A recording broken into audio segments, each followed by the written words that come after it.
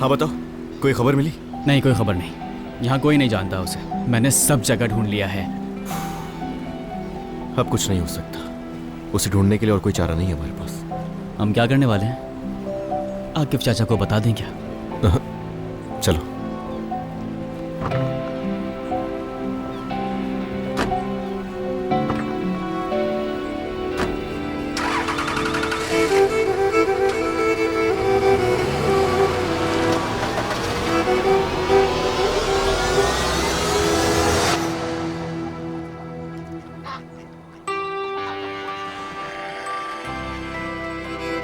कुछ ज्यादा ही बुरा हो गया आपके साथ।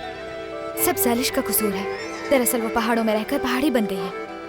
नहीं, मैं तो उन्हें ज्यादा कसूरवार नहीं समझता। वो अपनी जगह पर ठीक है। और देखो उनकी वजह से मेरे कितने दोस्त बन गए। ये गधा, ये मुर्गा, और देखो ये मेहमत भी। हम तो जैसे किसी म्यूजिकल बैंड की तरह बन गए हैं। मेहमत?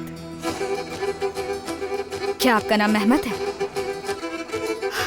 आपकी याददाश्त तो वापस आ गई है। मैं जाकर सबको बता। रुको, एक मिनट रुको, बात सुनो मेरी। मेरा नाम मेहमत? मुझे तो बिल्कुल भी याद नहीं। क्या मैंने मेहमत कहा? वो तुम लोग मुझे मेहमत साहब कहते हो तो इसीलिए मुझे लगा कि मेरा नाम मेहमत होगा। ओह अच्छा। वरना तो मुझे सच में कुछ भी याद नहीं। मैं समझ गई। तुम्हारा नाम नाज था ना? हाँ, सही कहा, नाज। नाज, नाज। मेरी कैंची पता नहीं कहाँ चली गई। तो तुम्हारे बैग में ही होगी ना?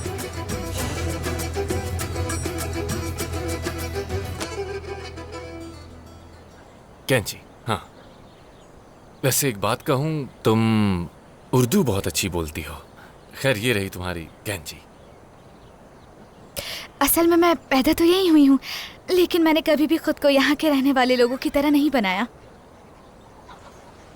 मैंने बस अच्छी तालीम हासिल की है। मतलब तुम माशाल्लाह से एजुकेटेड भी हो और वो नजर भी आ रहा है। मैं आपकी ड्रेसिंग कर दूं? खैर, मुझे बहुत अच्छा लग रहा है कि तुम मेरी इतनी केयर कर रही हो।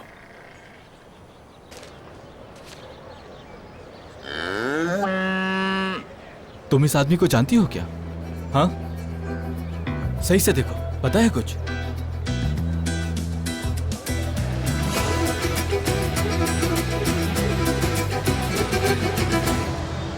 बात सुनो, यहां आओ जरा।